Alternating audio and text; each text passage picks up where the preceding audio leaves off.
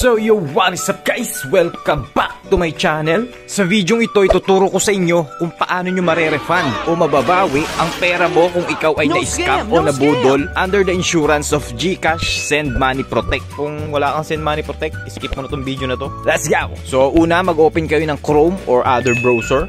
Then dito sa search bar, type nyo GCash Send Money Protect. Yan. Dito, select nyo lang to. Yan, pag andito na kayo, scroll nyo lang konti. Then makikita nyo tong claims. Click nyo yan. Then dito, click nyo tong click here to file a report. Then dito, fill upan nyo lang yung mga field. Common naman na yung mga yan, no? Una, itong email address. Sunod, full name including middle name, no? Syempre, Philippines. Then yung number nyo. Tapos your account type. So, regular account, yung akin. Next, what was the type of transaction? Siyempre, send money. Dahil yan lang naman yung may Send Money Protect, no? Next, so, do you have Send Money Protect?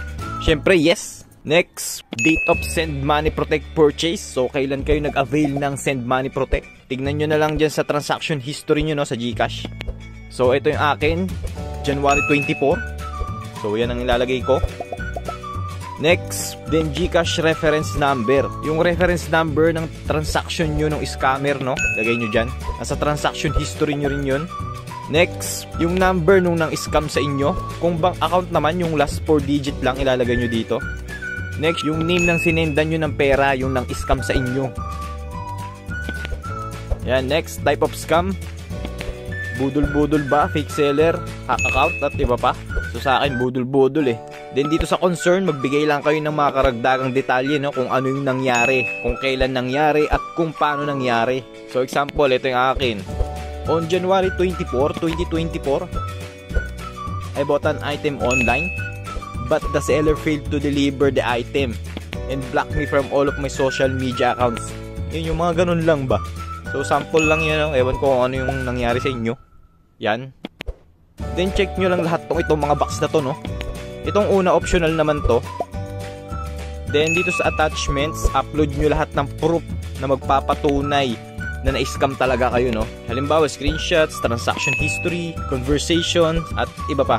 Much better kung may police report kayo, no? Para ma-refund nyo talaga yung pera nyo. Yan, then tap submit. Yan, pag na-submit nyo na, punta kayo sa GCash app. Then tap profile. Then tap nyo tong help. Then select nyo tong latest ticket nyo. Yan, dito nyo makikita yung response nila kung ano ang decision nila sa ticket nyo o sa report nyo.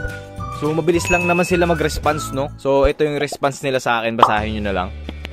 So kulang yung proof ko at hindi ko naman napatunayan na na-scam talaga ako. Dahil for tutorial purposes lang naman to. Kaya yan ang sagot nila. So yun lang, no, sana nakatulong sa inyo tong video na to. Maraming salamat sa panonood. Peace!